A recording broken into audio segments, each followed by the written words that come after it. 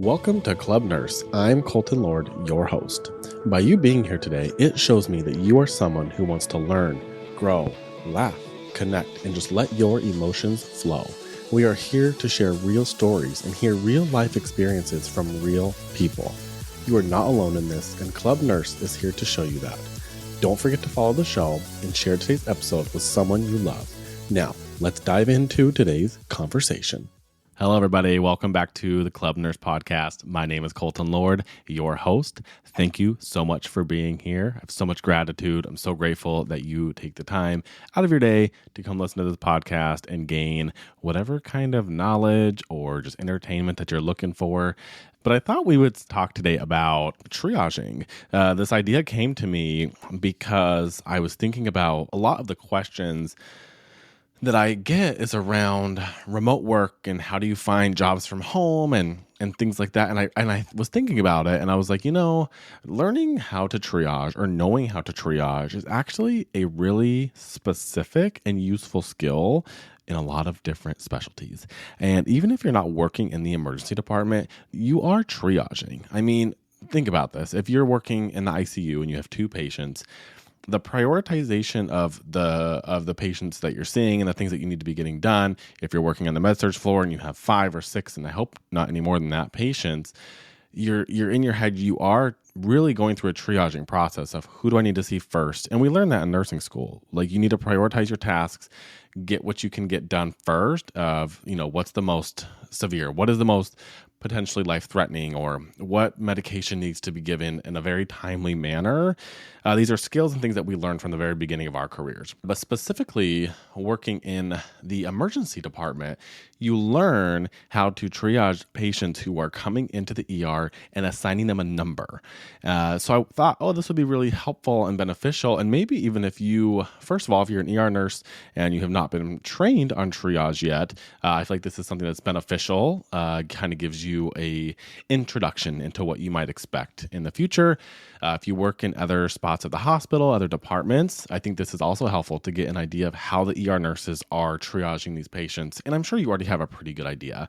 But say you get a patient to the ICU, to the med-surg floor, to your step-down unit, and they have a little number next to them, and you're kind of like, I wonder how the ER nurses are assigning them these numbers. Like, what exactly is being done when the patient hits the ER that's giving them this specific number. Let's go through it. And then also, if anybody out there is listening and you're not in healthcare or you're not a nurse, or if you are a nurse or in healthcare and you have family members who maybe have to go to the hospital a lot, or you just want to educate them, this is a great episode to send to somebody just to enlighten them on why when you go to the ER and you've been sitting there for an hour, 2 hours, and somebody walks through the door and they immediately get to go back and you're frustrated, maybe just knowing this information will help to alleviate some of that annoyance or that stress or whatever you're feeling at that time. Because I understand when you've been sitting out there, it's a super busy night, and you've been sitting there for 3 hours waiting to get back into the ER and you don't feel well, or you have a family member who doesn't feel well, that has to be so frustrating. But it's for a good reason, and there's really no way around it. And so I thought, why not just talk about it? So let's kind of go through it. I did take some notes, so if you see me grab my phone, that is why. So when somebody comes to the ER and you are the triage nurse, and I've worked at a few different ERs, and obviously it's the same system as far as assigning them numbers, but every hospital I've worked at does have a little bit of a different, process based on how the ER is set up, what kind of staffing they have, how the flow is kind of ran. But what the basic system is, there are 5 numbers that we choose from as a triage nurse. So there are numbers 1, 2, 3, 4, and 5.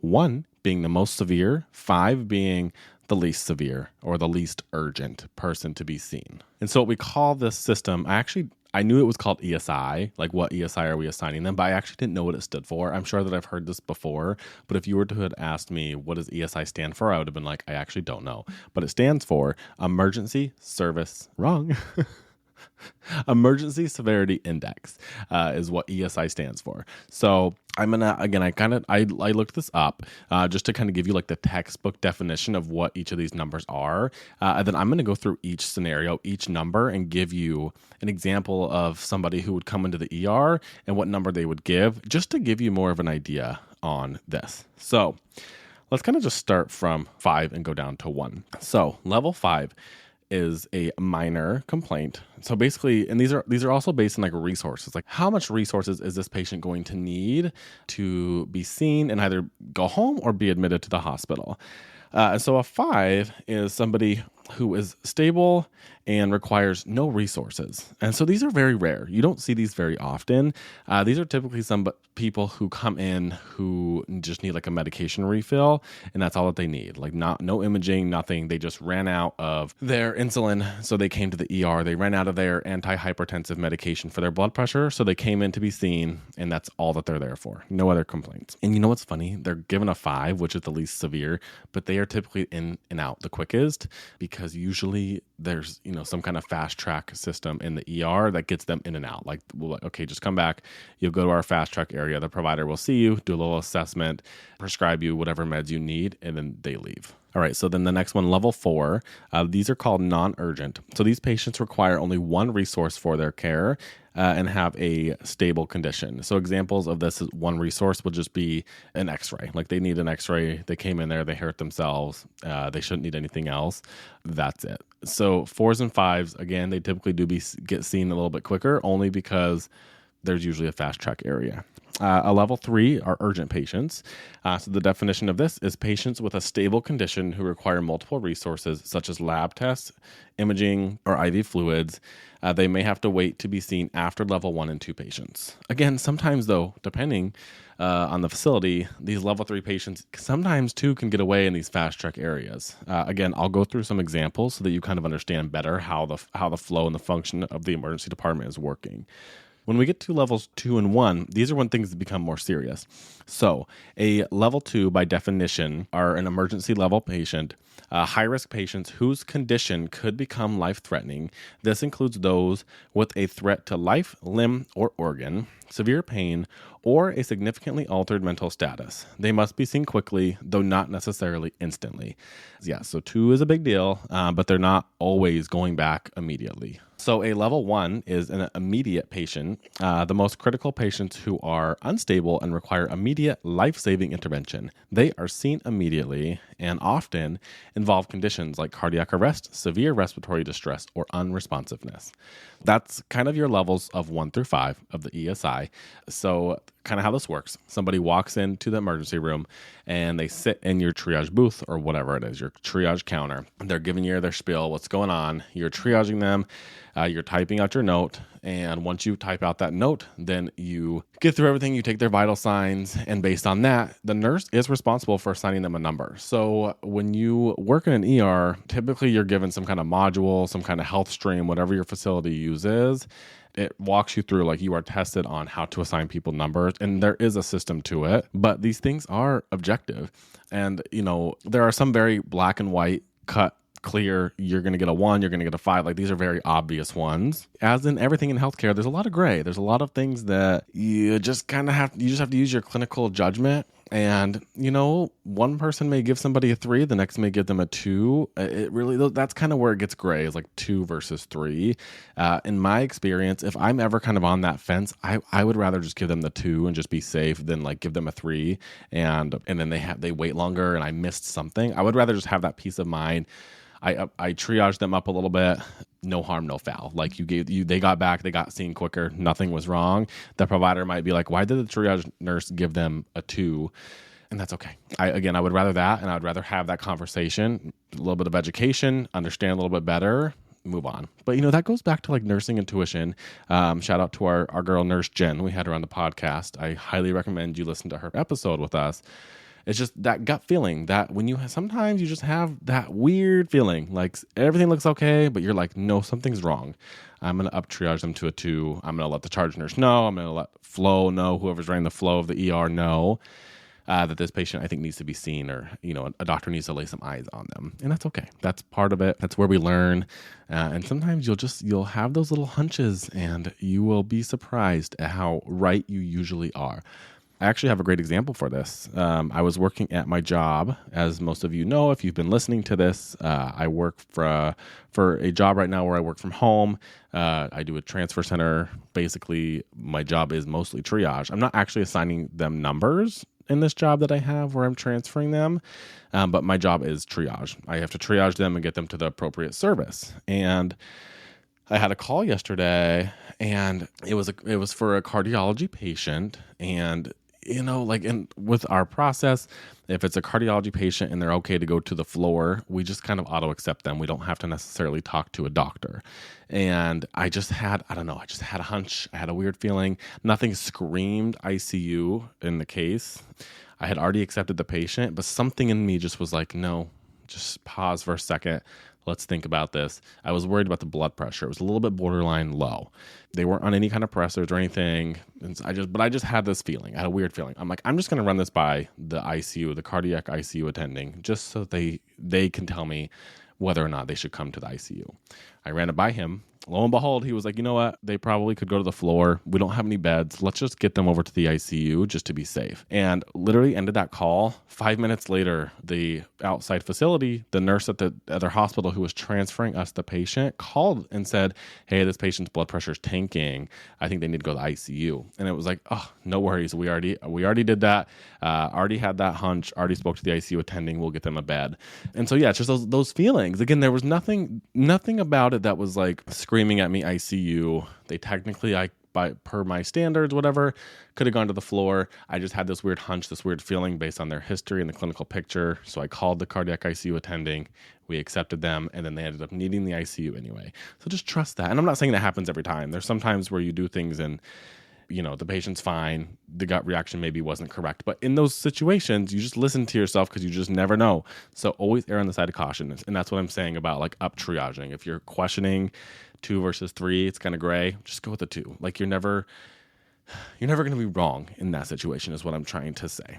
Okay, so let's run through what patients walking into the ER and how we assign them the numbers. Okay, again, so we'll start with 5 and go up to 1 again. As the 5 and 4 is very, very quick and easy. 5, somebody comes in. I already really said this. They come in.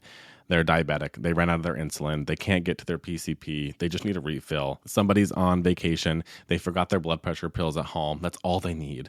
So they come in, refill. They're out the door. Again, these usually in an ER, there's usually a place called Fast Track, which functions like urgent care on steroids. So typically in these Fast Track areas, from my experience of multiple ERs that I have worked in, there's usually, depending on the size of the ER, anywhere from 2, or at least sometimes there's only 1 nurse, but usually like 1 to like 4 nurses who are kind of navigating getting these patients in and out quick. And this includes sometimes just putting IVs in patients, sending off their blood work. And this even is for like patients who are ESI 2. They just let's just get their blood work going while we wait for a bed. That way, by the time they get to the bed, hopefully the idea is that the blood work's already back. Maybe they've already had an x-ray or a CAT scan, and it just expedites the care. It's that way they're not like waiting, sitting in the lobby. And it's great because if we send off their blood work and they're sitting out there and a lab comes back critical, it's like, oh shoot, like we need to get them back quicker. And now we already have the evidence and we know that. And that's why we do things like that. So anyways, this Fast Track area, this urgent care style of nursing within the ER, that's where that 5 will go. I need a med refill. Okay, get you back. Doctor sees you, fills the prescription, writes their note. We discharge them. It's quick. That's the idea, given nothing else comes up. All right, so let's go to a 4. Person comes in. They were playing basketball, twisted their ankle. They probably just need an x-ray, maybe some Tylenol, ibuprofen. And this gets again, murky. It's like, okay, well, is that considered 2 resources? I think you would have to look into the exact guidelines of where you work or whatever. That would be a 4 to me if somebody came in, and even if we gave them Tylenol and an x-ray and you consider that 2 resources, whatever. It's a 4. We get them back. We get the x-ray of their ankle. Maybe they need a little bit of a brace. A doctor discharge or PA or nurse practitioner, whoever discharges them. They're on their way. Easy breezy. Hopefully, anyway. Oh, and this is also a very important point to make too. If you ever assign a patient a number, you never, ever, ever change that priority down. So say somebody came in and you initially had triaged them a 3, and then for whatever reason, this should never happen. You change your mind and then you switch it to a 4. Never do that. If you already made them a 3, you just leave it. If anything, you up-triage them. So say you have a 3 sitting out there and things are looking like not good, you could always change it to a 2. Up-triage them. Get them in quicker, but never change that from like a 3 to a 4 or a 2 to a 3. You always want to keep it either at that number or up-triage them. Does that make sense? I hope that makes sense. Okay, so we explained the 5s and the 4s. Typically, those will go to fast track. The idea, get them in, get them out. They shouldn't be there for too long, and that's the idea. It doesn't always work out perfectly depending on what's happening. The ER is a crazy place. You never know what's going to happen. Okay, so an ESI 3, this is where it gets a little bit more interesting and, again, a little bit more gray. So say your patient comes in and they have abdominal pain. A lot of abdominal pain patients are an ESI 3. But sometimes they're 2. If this person comes in and they're like, oh, like my stomach hurts, and they're like 25, oh, my stomach hurts, like it's been hurting for, since yesterday after I ate this food, I've been throwing up, I can't keep anything down, I feel so dehydrated, like that's a 3. They're going to need an IV, they're going to probably need some IV fluids, we're going to send some labs off, and maybe they're going to need like a CAT scan or an ultrasound to check out what's going on inside there. That's a typical like cookie cutter 3, ESI 3 of a patient. Another one that might be a 3, somebody who comes in with just like a really bad headache. Maybe it's like a 40-year-old. They're like, oh, my head hurts so bad. I don't usually get headaches, but they're not confused. Neurologically, they are intact. You're not worried about like a stroke. They're going to be an ESI 3 because, again, they're probably going to need an IV. They're probably going to need some labs. You're going to likely give them some pain medication or something for that headache. And then depending on what's going on, they may end up needing to get a CAT scan of their head. Make sure there's no like brain tumor or something going on intracranially. Is that a word? Intracranially? So those are your 3s. I hope that makes sense. So when we get to level 2, ESI 2, these are like why I feel like nurses become ER nurses. Like this is, I almost like, I hesitate to even use the word fun, but this is where the fun comes in. And it is, I mean, these are people's lives and like, it's not fun for them, but like there is a level of excitement and adrenaline in being an ER nurse in these settings. Not saying that like we want these things to happen, but like that's why we're there. We want the experience. We want to be the people helping. It's intriguing. It's interesting. We like the interventions, like whatever it is. It's okay that it's a little bit fun. Again, you can say that with like compassion for the people that are going through that because it's obviously not fun for them. But if somebody didn't find the job fun, then people would be in trouble because there would not be any ER nurses out there doing the job. Okay, so a level 2 patient, somebody comes in to the emergency room. You're in your triage booth, and this guy comes up. He is 48 years old. He's like, oh my gosh, like my chest hurts so bad. I was mowing my lawn and like all of a sudden I just got this really, really bad chest pain.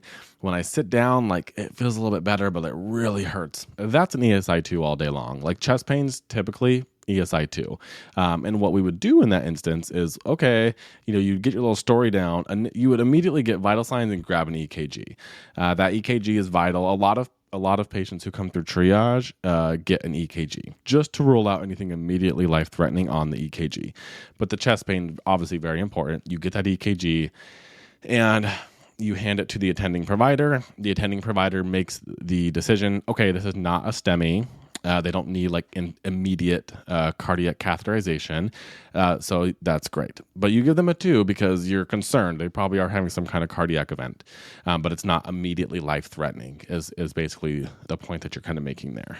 So with that chest pain patient, say that the ER is full, there's no beds for them to immediately go through. Depending on where you work, okay, I'm going to notify the charge nurse, hey, I'm really worried about this patient. He's okay right now. His vital signs are like okay, but he's really got a lot of chest pain. I'm really worried about him. Okay, we'll keep him on our radar. We'll get him back as soon as we can. That's the idea. So this patient may have to go sit back in the lobby, but you're going to keep an eye on them. And depending on where you work, you don't always see these people. Like I've worked places where your triage booth, you can see the entire waiting room, which is a good thing because that way you can like see what's happening. But sometimes you're like locked in like a booth, like where there's like a door and you can't see through it. Like you can't see what's going on out there. And that's great for like patient privacy, but like you can't see what's happening out in the lobby, which can be kind of concerning. But in places like that, there's usually like a front desk person or security that's out there that can see the lobby, but it's like, well, who's liable for these people? Anyways, that's neither here nor there. There's always concerns in any department you work in. But the idea is like the triage nurse is kind of responsible for these people that they're assigning a number to. So yes, that chest pain person who's not having a STEMI may have to sit in the lobby for just a little bit until they can get a room back in the ER, but they're high priority, like they're on the list to get them back quickly. Another ESI2, this could be an abdominal pain who's like really in like severe pain. Like you like barely like drag over their stomach or their abdomen and they're wincing in pain. Like that's probably a 2. You're concerned for, a ruptured appendix or something like that. There's so many things that can be going on with abdominal pain. And if they're in that severe of pain or depending on their history, those ones can get a 2 as well. Anything like somebody comes in with like stroke-like symptoms, like that's a 2. And those usually those go back immediately. Like if you're concerned for a stroke, those ones get back. They need to get into the scanner. You need to be able to see what's going on in their head and give them those stroke medications like TNK or TPA, depending on what's going on, because as we learn, time is tissue. With stroke specifically, there are very specific time windows on when you can do interventions. And that's very, very, very, very important. So those ones are like, again, it might depend on where you work. Like some may assign those a 1, but in my experience, it's like slap a 2 on them. They're coming back anyways. Anyway, sorry. I don't think anyways is the proper way to use that term. Anyway, they are being brought back. You're never going to send a question of a stroke back to the lobby. I've worked somewhere where if you were kind of like gray on like stroke-like symptoms, you would have, you would kind of call the attending provider. We used Vocera. You would call the attending provider up. They would come do like a stroke assessment. And if they were concerned, we'd send back to the scanner, from the scanner to a room. If they're like, no, they're good, send them to the lobby. Then, well, you can document provider saw patient or provider did neuro assessment. Okay to wait for a room. But I mean, usually if it's neuro symptoms or stroke-like symptoms, they're going to be like, just get them to the scanner because it's kind of hard to tell. And you sometimes those stroke evaluations can be, again, very murky, very gray. It's very objective, and you don't want to risk anybody's, life or brain because you're, not quite sure. Oh yeah, another one I wanted to touch on with ESI2 really quickly. Anybody that comes in with suicidal ideations, immediately a 2. Like that is immediately a 2. They're immediately a high-risk patient. They're going to need somebody with eyes on them at all times. It's no question. They're ESI2. They need to come back until, again, so they can get an observer, the ER provider can see them, and then psych can also come see them. It's a big deal. You want to get them back quickly. It's something that we take very seriously in the ER when you come in with any kind of suicidal ideation. Okay, and then we get to the level 1s. These ones are also usually pretty easy to assign numbers to. So if EMS is coming in with a patient in cardiac arrest, hello, it's a 1. Like they're already getting their life-saving intervention. You slap a 1 on that baby, and then you move on with your day. Also, I mean, in my experience, I've had patients who I've been sitting at the triage booth. Somebody comes in with their boyfriend. The patient is the boyfriend, and he had a procedure that day, having a really hard time breathing. He's just like really, really working, and you're already concerned looking at them, but you slap the pulse ox on them, and they're like high 70s, low 80s, and their oxygen levels. No, like you're coming back. Like there's no way you can go sit in the lobby with that looking the way that you do. Like that's a 1. That's immediate. Like get back. You probably need some life-saving intervention. In that case specifically, he had some kind of procedure that day, and if I'm not mistaken, from whatever they had given him, I don't remember if it was propofol for sedation. I may be wrong on this, so don't quote me, or I don't remember if this was a side effect, but he had flash pulmonary edema. And so that was immediate. He needed to come back. Like he needed care like right then and there. I've had patients where, like if there's like a gunshot wound, and sometimes if it's like gang related or something, like sometimes they'll just drive by and dump the person out and keep going. Like that's a 1. Like they need to come back now. If you got shot, you need to come back now. So anything like that is a 1. Yeah, so life-threatening.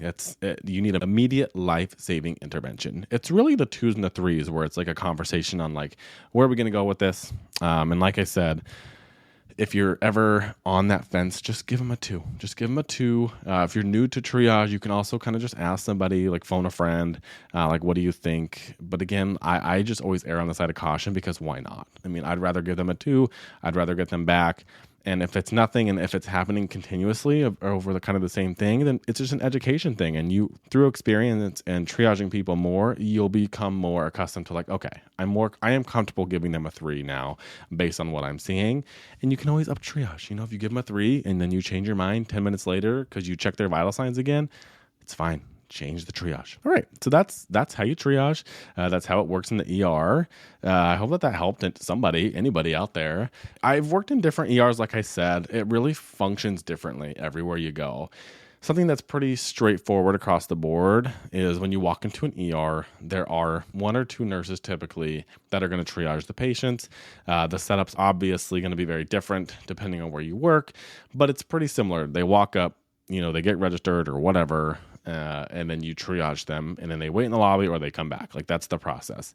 Where it's really different is I've worked in places where there is somebody who is assigned to ambulance triage. And I've worked at multiple hospitals where there is a specific nurse who triages all the ambulance patients. And then I've worked where I started, the first ER I worked in, you triage your own patients. So if a patient came in via EMS on an ambulance, the charge nurse may screen them to make sure they obviously it's not like a trauma or that they need to, go straight to like a scanner or something.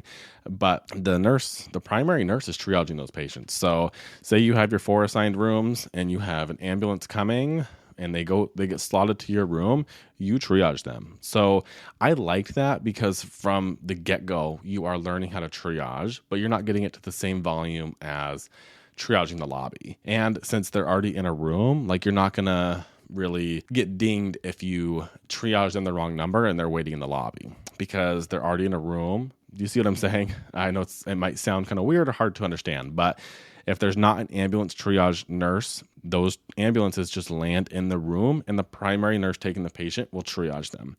And that's how, it was where I started. And then once you kind of get some experience, then you can move to the front where you're like the main triage nurse.